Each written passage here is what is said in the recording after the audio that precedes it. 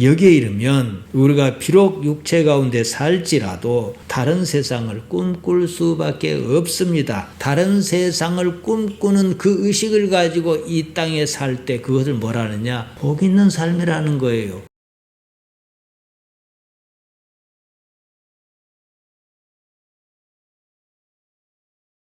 하나님 우리 아버지, 우리를 도와주옵소서. 우리가 함께 말씀을 읽었습니다. 아버지께서 함께 하심으로 깨달음으로 우리에게 다가오도록 은혜 주시기를 예수님의 이름으로 기도하옵나이다. 아멘. 우리 기독신앙은 다른 것이 아닙니다. 이 종교는 단순하게 이해해야 하고 단순한 가치를 찾을 수 있어야 합니다. 기독신앙은 영생을 믿는 거예요. 믿으려면 이해해야 하지 않겠습니까?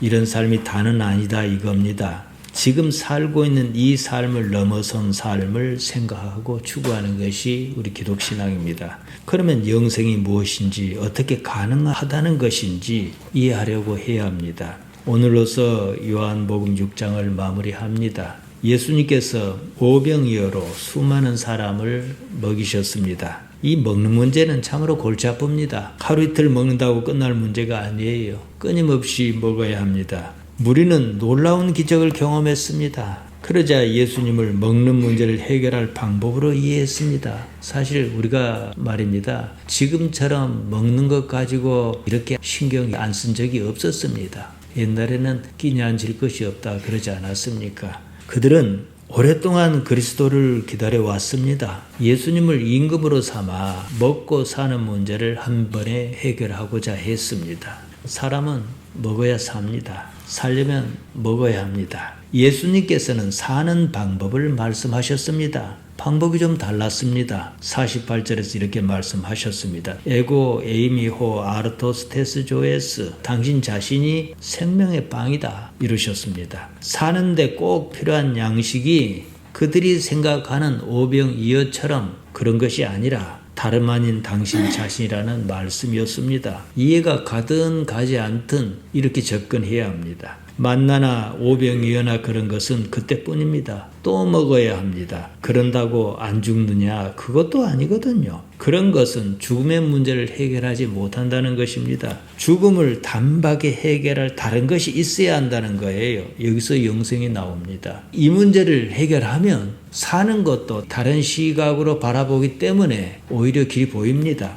영생하려면 죽지 않고 살려면 어떻게 해야 하는가? 예수님께서 그 방법을 말씀하셨습니다. 당신의 살과 피를 먹고 마셔야 한다고 하셨습니다. 먹는다는 말은 믿는다는 말을 훨씬 더 강화한 표현입니다. 우리가 음식을 먹습니다. 음식이 우리 몸으로 들어가 소화의 과정을 거칩니다. 몸은 음식을 완전히 분해해서 흡수합니다. 먹은 음식이 우리 몸 구석구석에 이릅니다. 결국은 그것이 나의 몸을 이룹니다. 음식 자체는 소멸하지만 그 대신 그 음식을 먹은 사람은 삽니다. 당신이 음식의 역할을 마다하지 않겠다 이 말씀입니다. 그러니 너희는 다만 먹어라 이렇게 말씀하시는 거예요. 우리는 살기 위해서 음식을 먹습니다. 음식의 존재 가치는 사람을 살리려는 데 있습니다. 그 때문에 예수님께서는 51절에서 당신 자신이 호 아르토스 호존 살아있는 빵이라고 말씀하셨습니다. 단순히 육체가 사는 것을 넘어 나의 본질이 사는 것으로 승화해야 한다는 것을 말씀하신 거예요.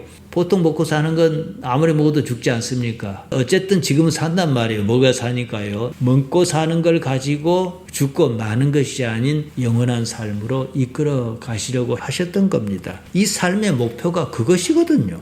죽는 것은 육체입니다. 결국에 가서 사는 것은 나의 본질입니다. 나의 본질을 뭘 할 거냐? 푸뉴마, 영이라고 합니다. 그 때문에 63절에서는 살리는 것은 영이다. 푸뉴마다. 육은 무익하다 이렇게 말씀하셨습니다. 우리 기독신앙은 이 육체의 삶에서 영의 삶으로 어떻게 전환할까 이것을 말합니다. 육체의 삶은 한계가 너무나 분명합니다. 반드시 죽을 것이기 때문입니다. 사도 바울이 그 말을 했습니다. 로마서 8장 13절입니다. 너희가 육신대로 살면 반드시 죽을 것이로되 영으로서 몸의 행실을 죽이면 살리니 이랬습니다. 또 고린도전서 15장 53절에서는 이렇게 말했습니다. 이 썩을 것이 반드시 썩지 아니할 것을 입겠고 이 죽을 것이 죽지 아니함을 입으리로다. 이 말씀 그대로 하면 어쩝니까? 육신대로 살면 죽을 수밖에 없지 않겠냐는 거예요. 육심을 넘어선 다른 가치를 이 안에 새기라는 거지요. 이따 보겠습니다만 63절에서 예수님께서 육은 무익하다고 말씀하셨습니다. 결국에 가서 사르크스는 쓸데없다는 겁니다. 여기서 한 가지 사실을 깨달아야 합니다. 그렇다면 이 쓸데없는 육체는 무엇을 하자고 있는 것인가? 이것입니다. 우리의 현실은요, 육체의 세계입니다. 우리의 모든 요구는 사실은요, 육체의 요구에 따른 겁니다. 예수님께서는 그런 것 말고 하나님의 나라와 하나님의 의를 구하라고 말씀하셨습니다. 마태복음 6장 31절에서 33절에 그 말씀이 나옵니다. 그러므로 염려하여 이르기를 무엇을 먹을까, 무엇을 마실까, 무엇을 입을까 하지 말라. 이는 다 이방인이 구하는 것이라. 너희 하늘아버지께서 이 모든 것이 너희에게 있어야 할 줄을 아시느니라. 그런즉 너희는 먼저 그의 나라와 그의 의를 구하라. 그리하면 이 모든 것을 너희에게 더하시리라. 이렇게 말씀하셨습니다.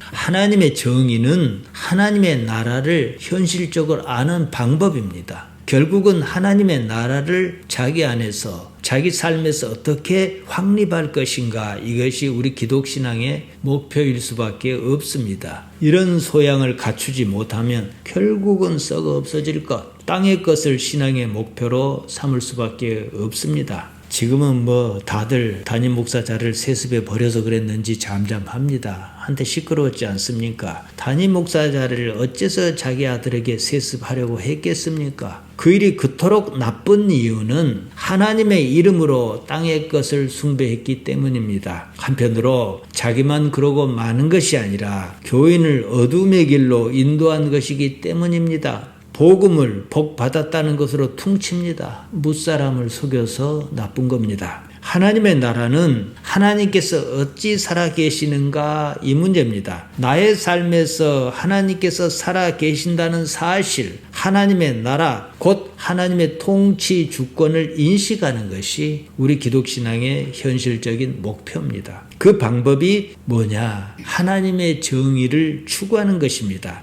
나의 기준에 따른 의로움이 아니고 하나님을 의식하는 그 기준에 따른 디카이오신의 의로움, 곧 정의라는 거예요. 우리는 육체의 삶을 사는 중에 반드시 다른 가치에 눈떠야 합니다. 이것이 예수님께서 말씀하신 핵심입니다. 그러면서 우리는 다른 세상을 엿봅니다. 거기서 영성이 자랍니다. 그런 토양에서 푸뉴마가 싹트고 성숙합니다. 이게 거듭났다는 말입니다. 여기에 이르면 우리가 비록 육체 가운데 살지라도 다른 세상을 꿈꿀 수밖에 없습니다. 다른 세상을 꿈꾸는 그 의식을 가지고 이 땅에 살 때 그것을 뭐라느냐? 복 있는 삶이라는 거예요. 그러면 삶이 또 풀립니다.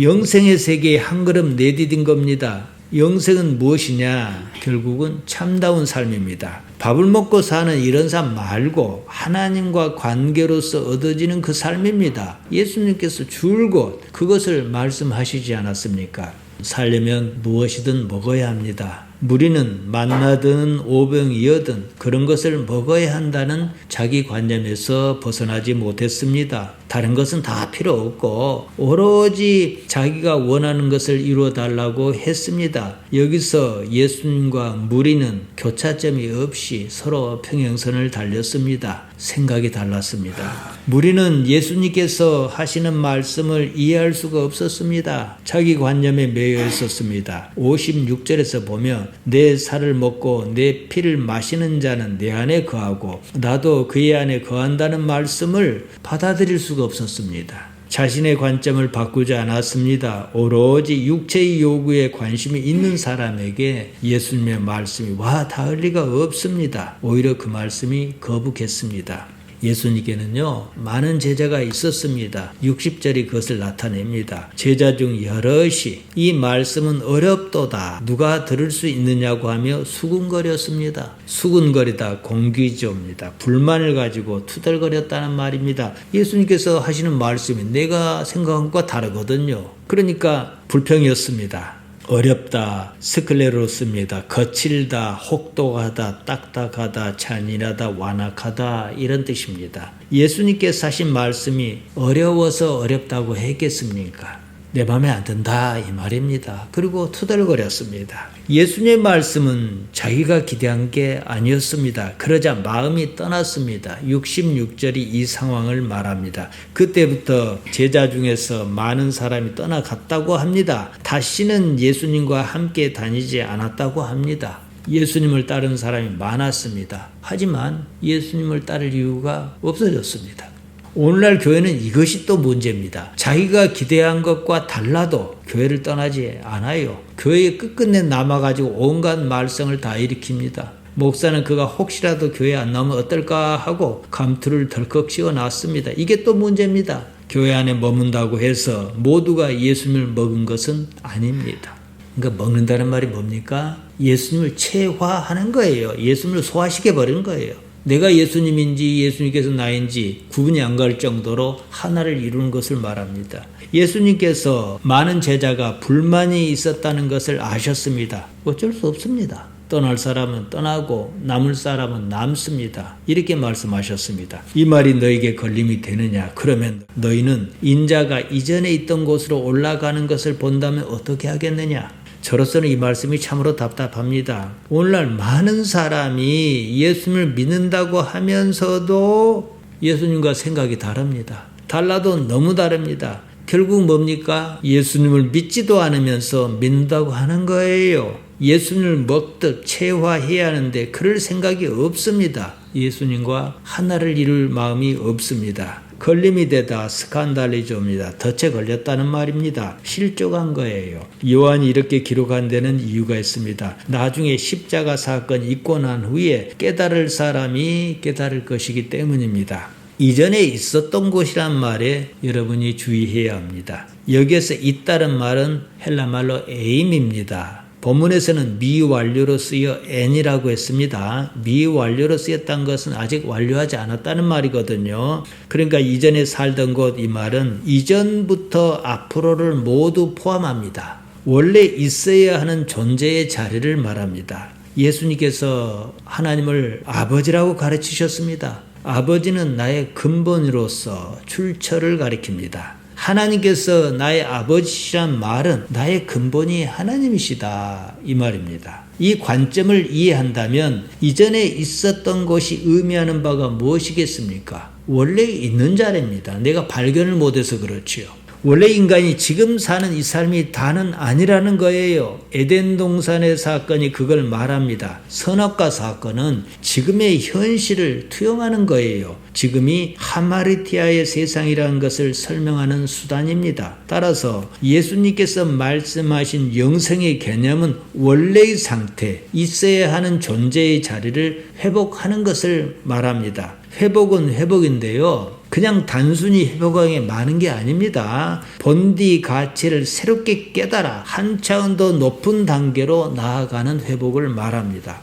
여기에 대해서 예수님께서 아주 좋은 비유로 말씀하신 데가 있습니다. 누가복음 15장에 보면 집을 나갔다가 돌아온 작은 아들의 비유가 있지 않습니까? 그겁니다. 작은 아들은 자기에게 돌아올 분깃을 미리 받아 아버지를 떠났습니다. 죽을 고생을 하고 나서 다시 아버지에게로 돌아왔습니다. 사실은요, 그 집이 그 집입니다. 그 아버지가 그 아버지예요. 달라진 것이 하나도 없습니다. 집을 나갔던 자신이 달라져서 돌아온 거예요. 보는 눈이 달라졌습니다. 큰아들은 집을 나가지 않고 있었습니다. 아버지와 함께 했습니다. 막상 동생이 돌아오자 불만이 터졌습니다. 불평할 것이 아니라 자기도 집을 나가서 개고생을 한번 하고 돌아오면 그러면 불만이 사라집니다. 아버지 집에 쭉 있었어요. 그러면서도 그 가치를 몰라봤다 이 얘기입니다. 나중에 누가복음 15장을 읽어보십시오. 무슨 말씀인지 그냥 와닿을 겁니다. 집을 나가면 그냥 고생이라고 하지 않습니까? 집을 나가 고생할수록 집이 그렇게 좋을 수가 없습니다. 집에만 가만히 있는 사람이 집이 좋겠습니까? 어디 돌아다니다가 죽을 고생을 한번 하다가 온 사람이 그 집이 좋겠습니까? 인생이 그래서 고생하는 거예요. 인생이 고통스럽지 않다면 저 세상을 꿈이나 꾸겠습니까? 이 세상은 하마르티아의 세상입니다. 원래 세상의 가치를 깨닫기 위한 조건이 하마르티아입니다. 그러니까 하마르티아를 보통 죄라고 번역하지 않습니까? 죄 탓이요, 죄 탓이요, 백날 해봐야 소용없는 일입니다. 이해를 해야 해요. 우리는 반드시 이 삶을 넘어서야만 합니다. 영생은 이 문제입니다. 눈 떠야 하는 거예요. 63절입니다. 살리는 것은 영이니 육은 무익하니라. 내가 너희에게 이른 말은 영이요 생명이라. 살리는 것은 푸념하니 사르크스는 무익하니라. 내가 지금 너에게 하는 말은 다른 게 아니고 영인데 그것이 사는 것이다. 이 말씀입니다. 푸뉴마가 나의 본질이라는 겁니다. 우리는 반드시 이 개념을 숙지해야 합니다. 그래야 육신에게 져서 살지 않을 것이기 때문입니다. 큰 가치로 볼 때 말입니다. 너르게 볼 때 본질적으로 말이에요. 육체는 무익합니다. 쓸데없어요. 육체 이걸 보듬고 영원히 살지는 않거든요. 궁극적인 가치가 아닙니다. 이 삶이 그나마 평안하려면 이 궁극적인 가치를 분명히 해둘 필요가 있어요. 이걸 우리가 흔히 통하는 말로 뭐라 합니까? 복이 있다 이런 거예요. 복이 있으려면 영원한 가치를 분명히 지니고 있어야 하는 겁니다. 대개는 이것을 이해하지 못합니다. 당장의 요구, 육체의 요구가 이루어지는 것만 생각합니다. 그러면 답이 없어요. 여기에 많은 제자가 예수님을 따라다니다가 포기했습니다. 마음에 들든지 들지 않든지 끝끝내 따라다녔으면 무슨 일이 있었겠습니까? 나중에 사도의 반열에 오르지 않았겠습니까? 이 말입니다. 육체의 요구에는 만족도 없지만 만족한다면 더 큰일입니다. 육체의 세상에 안주할 테니까 말입니다. 복음서에 그런 일이 나옵니다. 베드로와 야고보와 요한이 예수님을 따라 어떤 산에 올랐습니다. 거기에서 예수님께서 하얗게 빛으로 변화하신 모습을 보았습니다. 이 세상과는 다른 세상을 잠깐 엿보았습니다. 엘리야와 모세와 함께 나타나 예수님과 더불어 말하는 것이었습니다. 감동했습니다. 얼마나 좋았던지 베드로가 이렇게 말하는 거예요. 마가복음 9장 5절입니다. 베드로가 예수께 구하되 랍비여 우리가 여기 있는 것이 좋사오니 우리가 초막 셋을 짓되 하나는 주를 위하여 하나는 모세를 위하여 하나는 엘리야를 위하여 하사이다. 이랬다는 겁니다. 이조차도 육체의 요구였습니다. 당시만 해도 베드로는 참다운 세상을 그릴 수 없었습니다. 육체 가운데 사는 이 세상이 전부인 줄 알았습니다. 육체 가운데 살되 조금 더 나은 세상의 삶을 꿈꾸는 정도였습니다. 오늘날 많은 그리스도인이 교회 다니는 사람이 이 수준입니다. 이것도 아주 잘한 수준이에요. 그래도 육체의 일입니다. 63절 끝부분에 생명이라 이런 말씀이 나옵니다. 조의 에스텐입니다. 삶이 있다 이 말씀입니다. 산다 이거예요. 지금까지 예수님의 말씀을 듣는 사람으로 하여금 어떻게든 살게 하려는 것이 의도입니다. 죽지 않고 살려면 말씀을 듣고 받아들여야 합니다. 예수님을 믿는 것을 넘어서 예수님을 먹어야 합니다. 예수님과 온전히 하나를 이루어야 합니다. 예수님께서 내 속에 들어와 나의 전부를 이루어야 합니다. 64절에서 예수님께서는 가룟 시몬의 아들 유다를 말씀하십니다. 71절에도 나옵니다. 요한은 가끔 이런 식으로 이야기를 합니다. 조금은 부자연스럽습니다. 요한은 유다를 꼭 지목하고 싶었던 모양입니다. 우리는 세상을 시간의 나열로 받아들입니다. 시간 순서에 따른 것으로 이해합니다. 한 차원만 더 높여보면 시간은 한 뭉치로 존재합니다. 우리가 지난날 기억을 한번 떠올려 보십시오. 그냥 한 덩어리예요. 이걸 기억했다가 그 앞에 걸 기억했다가 막 뒤섞이지 않습니까? 요한이 요한복음을 쓴 시점에서 보면 그 이전에 있었던 모든 일은 한 뭉치의 사건일 수밖에 없습니다. 지금 이 말씀이 있는 시점이나 가룟 유다의 배신 행위나 십자가의 사건이나 부활 사건조차도 모두 한 덩이입니다. 한 덩이의 기억 뭉치 속에서 이야기를 꺼내 나름대로 필요에 따라 배열했다는 거예요. 65절도 마찬가지입니다. 하나님 안에서 모든 사건은 정해졌습니다. 시간조차도 하나님께서 만드신 겁니다. 우리가 영생을 생각할 때는 항상 시간 위의 차원을 생각해야 합니다. 66절입니다. 그때부터 그의 제자 중에서 많은 사람이 떠나가고 다시 그와 함께 다니지 아니하더라. 함께 다닐 이유가 없거든요.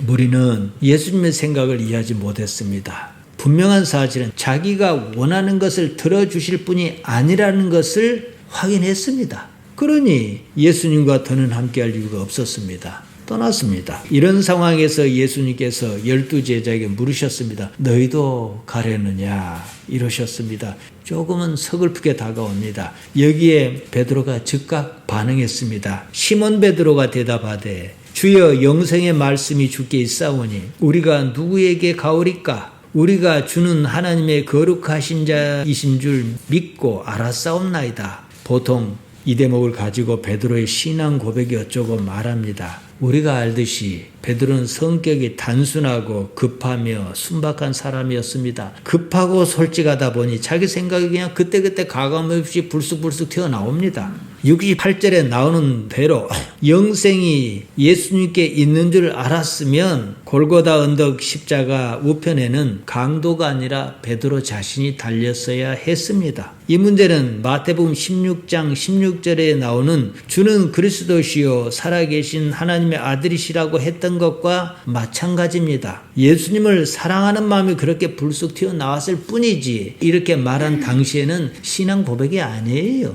베드로는 예수님을 존경하고 사랑했습니다. 십자가 사건이 있던 날 베드로의 모습에서 알 수 있습니다. 부지불식간에 예수님께서 십자가에 달리시지 않았습니까? 함께할 때에 예수님께서 십자가에 달리시리라는 것을 그토록 말씀하셨건만 그때는 미처 깨닫지 못했습니다. 그 말씀은 한 귀로 듣고 한 귀로 흘렸습니다. 이해할 수가 없었습니다. 이해할 수 없었던 것이 문제가 아니라 자기가 바라는 것을 확고히 정했기 때문에 그 말씀이 들어오지 않은 겁니다. 그만큼 예수님에 대한 기대가 컸고 자기 관념에 사로잡혀 있었습니다. 부활하신 후에야 모든 사실을 깨달았습니다. 예수님께서 잡히셨던 날 밤이었습니다. 이 얘기는 마태, 마가, 누가, 요한이 모두 다루었습니다. 베드로는 사람 사이에 섞여 겹불을 쬐고 있었습니다. 대제사장의 여종이 불빛 사이로 베드로를 알아봤습니다. 너도 나사렛 예수와 함께 있었다 이러며 폭로했습니다. 이에 베드로가 도대체 무슨 말을 하는지 모르겠다며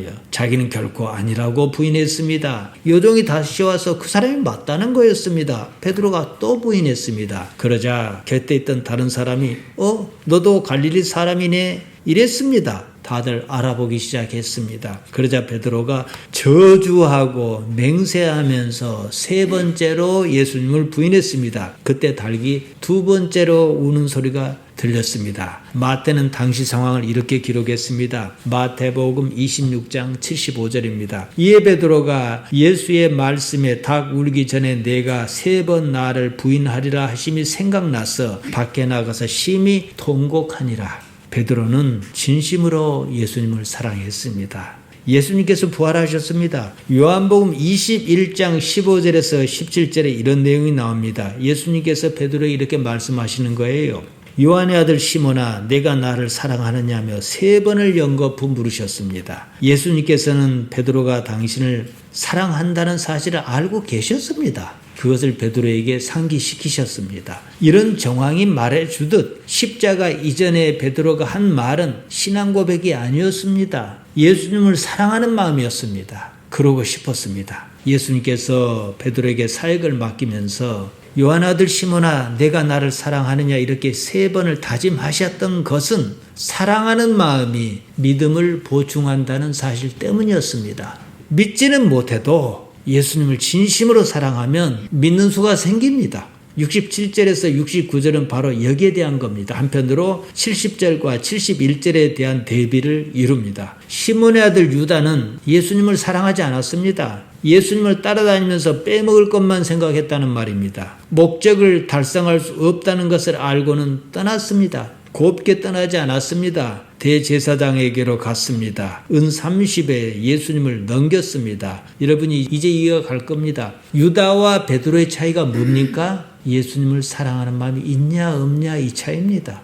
베드로는 예수님을 참으로 사랑했습니다. 베드로전서 4장 8절에서 이렇게 말했습니다. 무엇보다도 뜨겁게 서로 사랑할지니 사랑은 허다한 죄를 덮느니라. 자기 자신의 고백에 가까운 말입니다. 자기 경우를 가지고 아마 그렇게 말했을 것으로 생각이 듭니다. 여기서 허물이라고 번역한 말 하마르티아입니다. 사랑하면 결국에 가서는 없던 믿음도 생깁니다. 이게 또 함정입니다. 어떤 사람은 자기가 예수님을 사랑한다고 생각합니다. 그러면서도 믿음은 없습니다. 끝내 자기를 포기하지 않습니다. 엄밀히 말해서 이런 경우는 사랑하는 게 아니에요. 자기 목표를 이루기 위해서 누군가의 마음을 사려고 하는 것일 뿐입니다. 거래입니다.